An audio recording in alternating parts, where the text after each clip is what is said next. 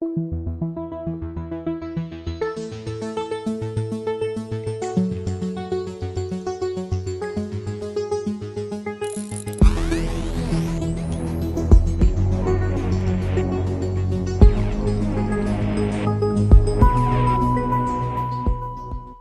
evening, everybody. Mike Malloy here. We start another week here on Planet Trump.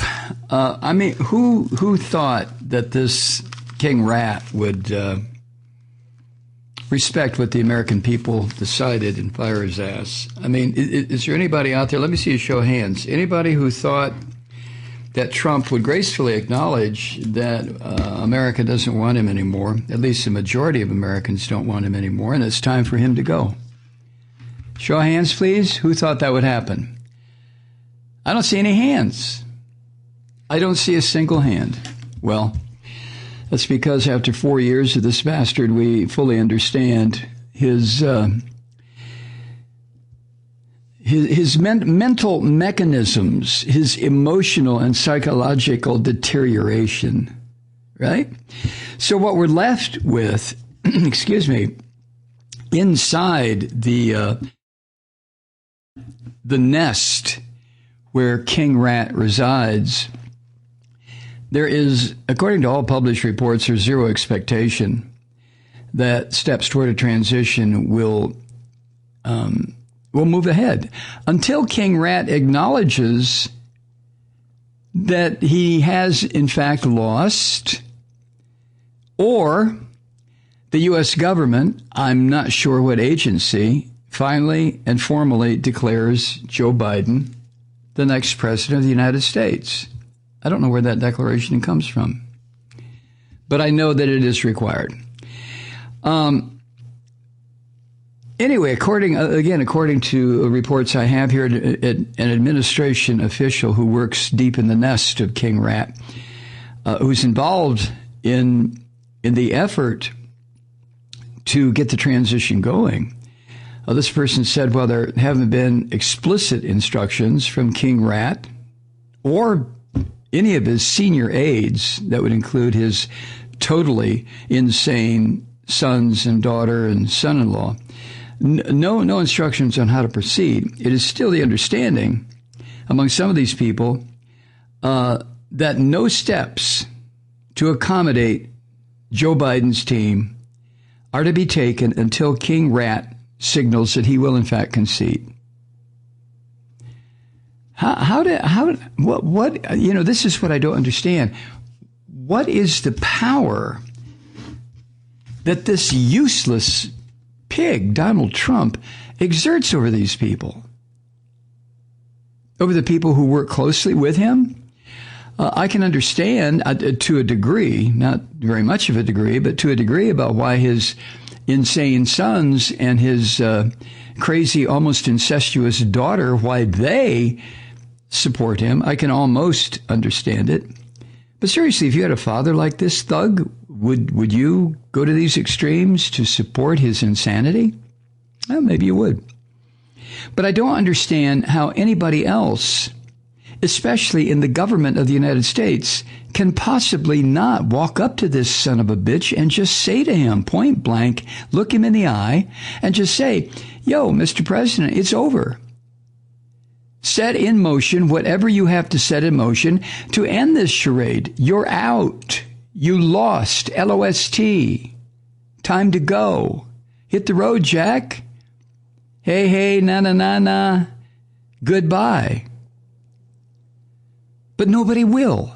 I don't get that. I really don't. Anyway, no steps are taken to accommodate Biden, and that includes the White House gang of thugs and any effort at federal departments or agencies where transition teams have been in place for weeks,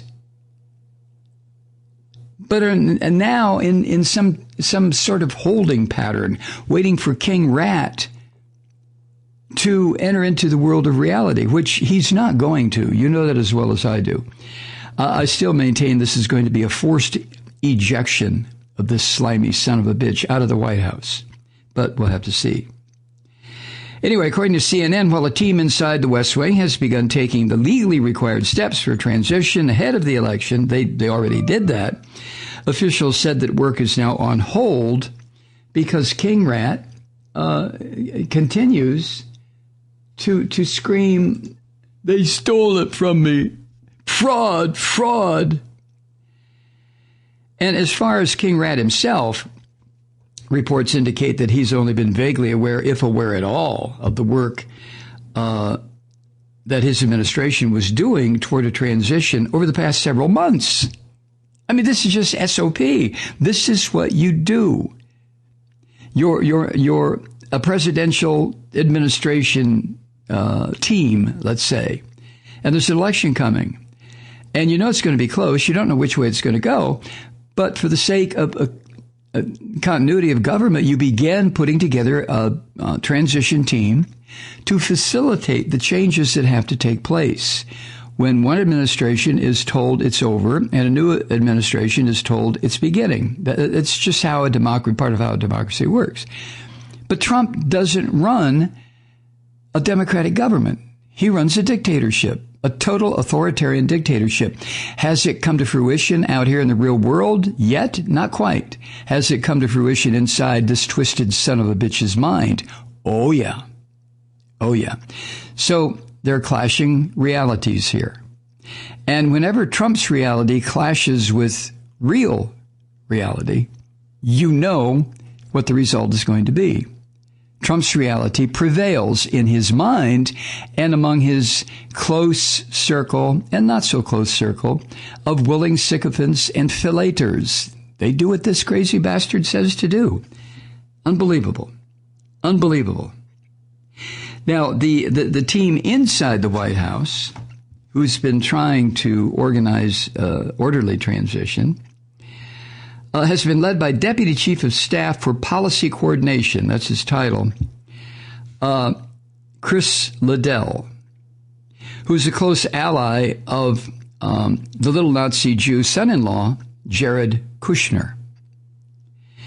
And Chief of Staff Mark Meadows, who is now down with COVID-19, Mark Meadows is technically responsible for the transition planning, but he apparently, according to CNN, left much of the heavy lifting to young Master Chris Liddell.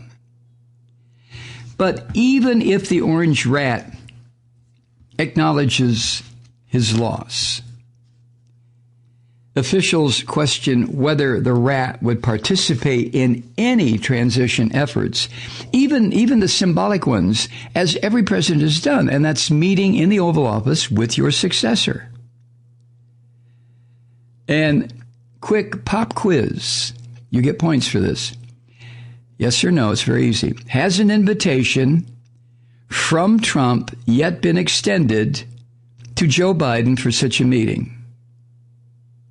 4, 3, 2, 1. Bzzz, time's up. Right. Anyway, back in early September, according to CNN, the Trump administration agreed to 3 memoranda of understanding with the Biden transition team, as laid out by the Presidential Transition Act that Pamela just quoted. They were signed by the GSA, the Department of Justice, and the White House Chief of Staff, Mark Meadows.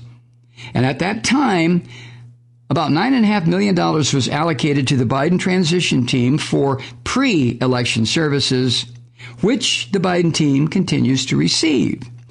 However, ascertainment would trigger the release of an additional $10 million in funds for post-election services, which includes, I hope you're taking notes, $6 million for the incoming administration, $1 million for appointee orientation and training, and $3 million for outgoing services. You got that down? Okay. Now, the reason I mention this stuff is, well, first of all, it's right in front of me, but more importantly, to let you know that there is all sorts of processes, as my Canadian friends would say, that have to be initiated, activated, fulfilled, put into the process of working before the transition can begin. And all of it taken together is, remember the word, ascertainment. And to this point, the orange rat has decided, no ascertainment, fraud, file the lawsuits. No, not going to do it. Screw him. How could I lose to him? Sleepy Joe. Blah. So we will wait, won't we? And we will wait, if necessary, until January 20th, at which time I would assume that U.S. Marshals, backed up by the United States military, will move on the White House and remove this filthy son of a bitch who has been destroying everything that his gaze falls on. Everything, every single thing Trump has been destroying. Not for much longer. Hi, Truth Seekers. Mike Malloy here. As you know, we've switched formats and are now broadcast exclusively on the Progressive Voices Network. So that means you get fewer program interruptions, no corporate commercials, and lots of profanity. But our format change also means some of our radio listeners no longer hear the program. It's been a while since I mentioned our podcasts, so you may have forgotten that there is a way to listen to this program anytime you need a good dose of screaming. Visit MikeMalloy.com and subscribe to our podcast. As a podcast subscriber, you can download the program to your mobile device and take me with you wherever you go. And if you have a friend who needs a dose of truth-seeking, you can give a gift subscription as well. That's MikeMalloy.com, and never miss a minute of the uncensored fun and frivolity.